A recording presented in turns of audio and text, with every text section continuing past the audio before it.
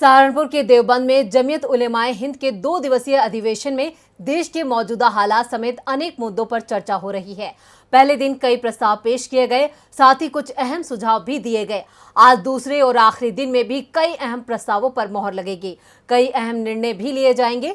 तो वहीं आज मौलाना महमूद मदनी ने अल्पसंख्यक और बहुसंख्यक के मामले में बीजेपी सरकार को घेरते हुए पीएम मोदी से बड़ा सवाल भी किया है। देखते हैं ये रिपोर्ट। अक्टूबर 2019 में हरियाणा विधानसभा चुनाव में किसी भी दल को बहुमत नहीं मिला था, जिसके बाद बीजेपी और जननायक जनता पार्टी के बीच गठबंधन हुआ और मनोहर लाल खट्टर हरियाणा के सीएम बन गए।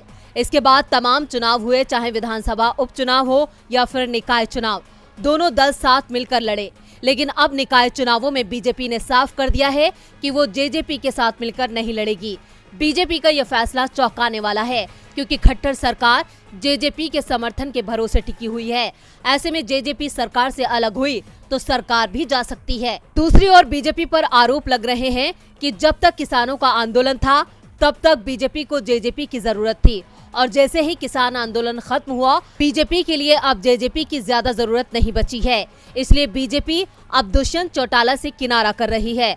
दरअसल बीजेपी का आधार शहरों में माना जाता है और जेजेपी का ग्रामीण अंचल में, और इसलिए बीजेपी ने पंचायत चुनावों से पहले निकाय चुनावों का ऐलान कराया, जिससे पंचायत चुनावों के बाद जेजेपी पर दबाव बनाया जा सके। दूसरी ओर बीजेपी और जेजेपी के अलग चुनाव लड़ने के ऐलान के बाद कांग्रेस और आप ने सरकार पर निशाना साधा है।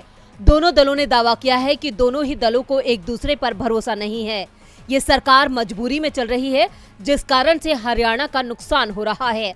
दावा किया जा रहा है कि बीजेपी और जेजेपी सिर्फ निकाय चुनाव अलग अलग नहीं लड़ रहे हैं, 2024 का लोकसभा चुनाव और उसके बाद का विधानसभा चुनाव भी दोनों अलग अलग ही लड़ेंगे। दावा तो यहाँ तक किया जा रहा है कि 2024 के लोकसभा चुनावों के साथ ही हरियाणा में विधानसभा चुनाव कराए जा सकते हैं, क्योंकि लोकसभा चुनावों से पहले हरियाणा में जेजेपी खट्टर सरकार से अलग हो सकती है।